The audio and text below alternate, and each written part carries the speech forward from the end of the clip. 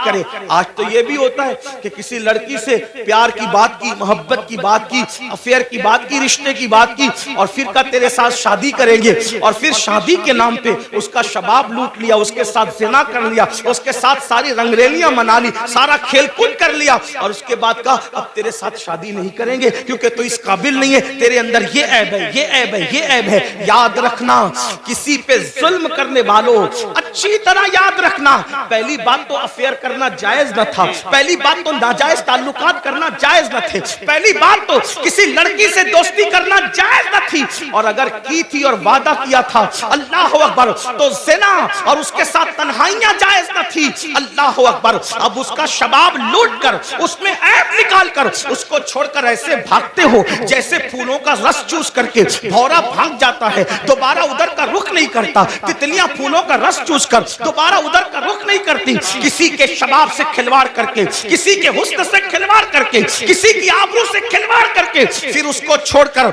नए शिकार की तलाश में जाने वालों, जानबूझ करके किसी की आबरू के साथ सौदा करने वालों, सुनो, अल्लाह के हबीब अलैहिस्सलाम इरशाद फरमाते हैं, फकीह अबूल समरकंदी अपनी किताब में लिखते हैं कि अगर किसी ने किसी चिड़िया से भी खेलकर उसकी जिंदगी को खत्म किया होगा, किसी ने किसी चिड़िया की जिंदगी से खेला होगा, ना खाने की हाजत थी, ना शरई कोई मामला था, सिर्फ अपने नफ्स के लिए चिड़िया से खेला और उसको मार डाला, खेलते खेलते उसकी जिंदगी को खत्म कर दिया। आका फरमाते हैं, वो मरी हुई चिड़िया जिसकी जिंदगी से तुमने खिलवाड़ किया था, जब कयामत का दिन होगा तो अल्लाह की अदालत में फरियाद करेगी, मौला आज अदल का दिन है, आज इंसाफ का दिन है, मौला मुझे अदल चाहिए, इस शख्स ने मेरी जिंदगी से खिलवाड़ किया था।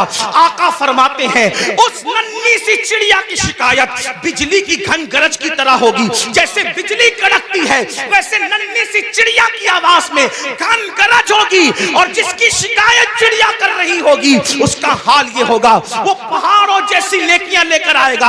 अल्लाह इरशाद फरमाएगा, आज अदल का दिन है, आज इंसाफ का दिन है, और फिर मेरा अल्लाह फरमाएगा, जिसने चिड़िया की जिंदगी से खिलवाड़ किया आज उसकी नेकियां नहीं देखी जाएगी, इसको मुंह के बल घसीटते हुए जहन्नम में डाल दिया जाए। आपसे पूछना चाहता हूं, नफ्स के पुजारियों से पूछना चाहता हूं, नफसानी ख्वाहिशात में डूबे हुए इंसानों से पूछना चाहता हूं, अगर किसी छटाक भर की चिड़िया की जिंदगी से खेला होगा तो पहाड़ों जैसी नेकियां रद्द हो जाएगी और इंसान जहन्नम का ईंधन बनेगा।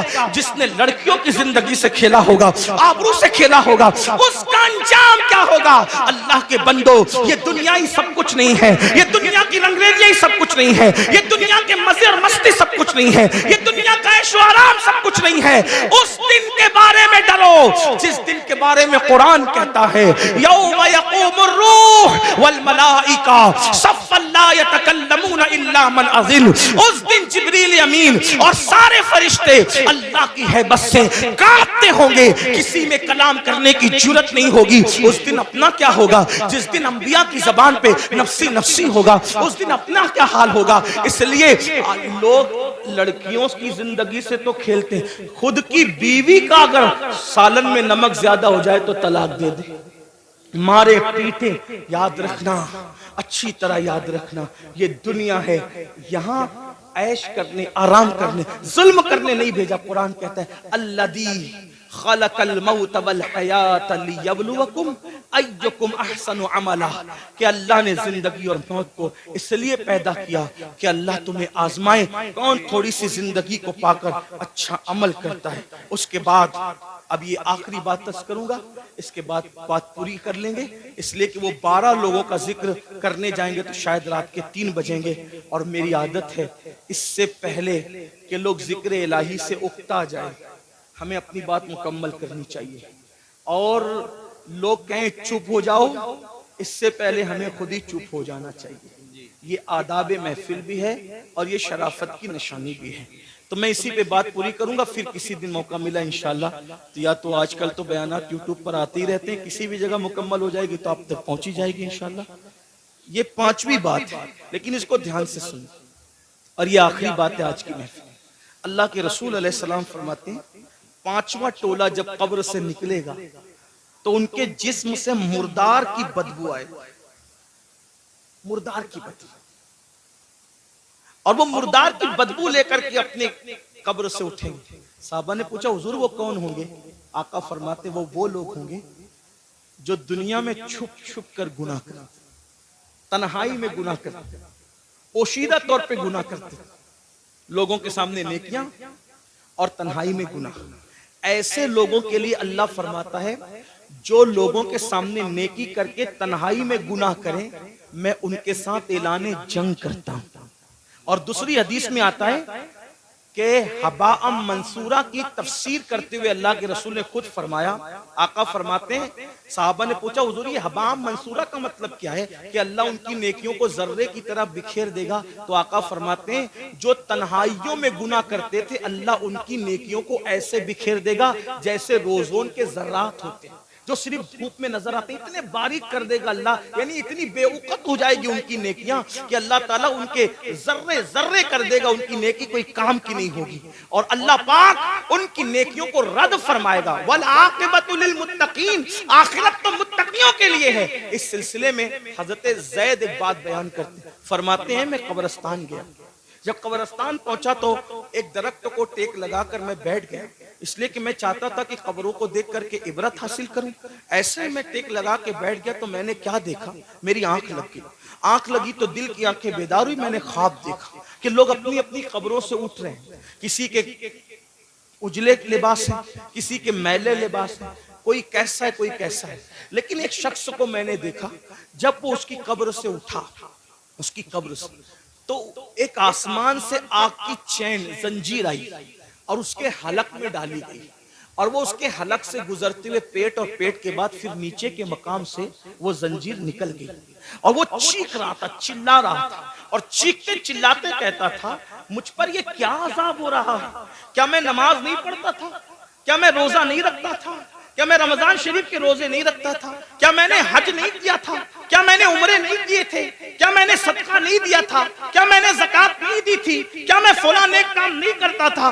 गर्ज के वो अपनी सारी नेकियों को गिनाएगा गिनाएगा गिनाएगा, इसका मतलब वो गुनहगार नहीं था, वो नेकोकार था, इसलिए वो वहां भी नेकियों को गिनाएगा। हजरत ज़ैद कहते हैं जब वो अपनी नेकियों को गिना रहा था तो गैब से आवाज आई, बंदे तू सारी नेकियां करता था, लेकिन जब तू अकेले में और तन्हाई में होता था तब तू गुनाह करता था, अल्लाह से नहीं डरता था। तो जिसने तन्हाई के अंदर गुनाह किया अल्लाह ने उसकी नेकियों को ज़ाय कर दिया। आपसे पूछता हूँ अल्लाह के बंदो, नरम नरम गद्दों पे लेटकर रात की तन्हाइयों में चार दीवारी में क्या देखते हो? कौन क्या देखता है मुझे नहीं पता, लेकिन अपने आप में डूब करके सोचो, वो गंदी फिल्में, वो गंदे मनाजिर, वो गंदी तस्वीरें रिंद की रिंद रहे, हाथ से जन्नत न गई। जो तन्हाइयों में गुनाह करते हैं और लोगों के सामने नेकियां करते हैं, कब्रों से उठेंगे तो उनके बदन से मुर्दार की बदबू होगी। अल्लाह उनके साथ ऐलाने जंग करता है, उनकी नेकियों को रेत के जर्रों की तरह बिखेर दिया जाएगा। अपने आप पे रहम करो मेरे भाइयों, क़यामत के दिन कौन है अपना सिवाय मुस्तफ़ा जाने रहमत के। सबने सफ़े महशर में ललकार दिया हमको, ऐ बेकसों के आका अब तेरी दुहाई है, एक ही सहारा है। अगर गुनाह कर करके उनका दिल दुखा दिया, उनको नाराज कर दिया, तो बताओ अपना क्या बनेगा। अल्लाह अकबर। मेरे आका मुस्तफ़ा जाने रहमत सल्लल्लाहु अलैहि वसल्लम के दीवानों, सैयदना फारूक आजम कहते हैं लोग छोटे और बड़े गुनाह की बात करते हैं, फारूक आजम फरमाते हैं मैं तो इतना समझता हूँ गुनाह कोई भी करो रसूलुल्लाह के दिल को तकलीफ पहुंचती है, हुजूर का दिल दुखता है। कोई गुनाह करो दिल हुजूर का दुखता है। अब आपको से पूछता हूँ, चेहरों से दाढ़ियां मुंडाकर गटरों में फेंकते हो, फारूक आजम कह रहे हैं आका का दिल दुखता है। गंदी फिल्में देखते हो, फारूक आजम कह रहे हैं आका का दिल दुखता है। किसी औरत पर बदनजरी करते हो, आका का दिल दुखता है। मस्जिदों को वीरान करते हो, आका का दिल दुखता है। नमाजों में सुस्ती करते हो, आका का दिल दुखता है। किसी मोमिन को गाली देते हो, आका का दिल दुखता है। इतना रसूलुल्लाह का दिल कब्र अनवर में दुखाओगे और उसके बाद मैदान महशर में जब शफाअत की भीख लेने के लिए उनकी बारगाह में पहुंचोगे, अल्लाह न करे अगर उन्होंने मुंह फेर लिया और मुंह फेर करके ये कहा ओ मुनाफिक झूठे, मुझसे इश्क का दावा करता था और मेरे दिल को छलनी छलनी करता था, मेरे दिल को दुखाता था, मेरे दिल को तकलीफ पहुंचाता था। बताओ भाइयों, जब सब ने ललकार दिया होगा तो उसी आमिना के लाल का सहारा होगा, मेरे आका अलैहि सलातो व तस्लीम की शफाअत होगी। अगर वो भी मुंह फेर ले, हालांकि उनके करम से ऐसी उम्मीद नहीं है, लेकिन उनकी मिजाज की नजाकत बेचैन भी करती है। हजरत जिगर मुरादाबादी ने कहा था कि इस उम्मत यासी से न मुंह फेर खुदाया, नाजुक है बहुत गैरत सुल्तान मदीना। मेरे आका की गैरत बहुत नाजुक है। कितनी नाजुक है इतना अंदाजा कर ले। एक बार उम्मुल मोमिनीन ने अपने घर के दीवारों पे पर्दे लटका दिए तो आका अलैहिस्सलाम ने चेहरा फेर करके ये फरमाया कि हम दीवारों को कपड़े नहीं पहनाते, महबूबाए महबूबे रब्बुल आलमीन अगर दीवारों पे पर्दे लटका दे तो वहां से गैरत की वजह से चेहरा फेर लिया जाता है। इतने जराइम करके, इतने बड़े मुजरिम बनके हुजूर के दरबार में खड़े रहेंगे। अल्लाह अकबर। अगर उनकी गैरत की नजाकत ने मुंह फेर लिया, कहां जाओगे, किसके पास जाओगे, किसके दरवाजे पे दस्तक दोगे? इसलिए आज उनको मनाओ, आज उनको राजी करो, आज उनकी बारगाह में माफी मांगो, उनके वसीले से अल्लाह की बारगाह में तौबा करो ताकि दुनिया भी संवर जाए, आखिरत भी संवर जाए। अल्लाह पाक की बारगाह में दुआ है कि मेरा अल्लाह सबसे पहले मुझे और आप सबको अमल की तौफीक अता फरमाए। गुफ्तगू के दरमियान अगर कोई गलती हुई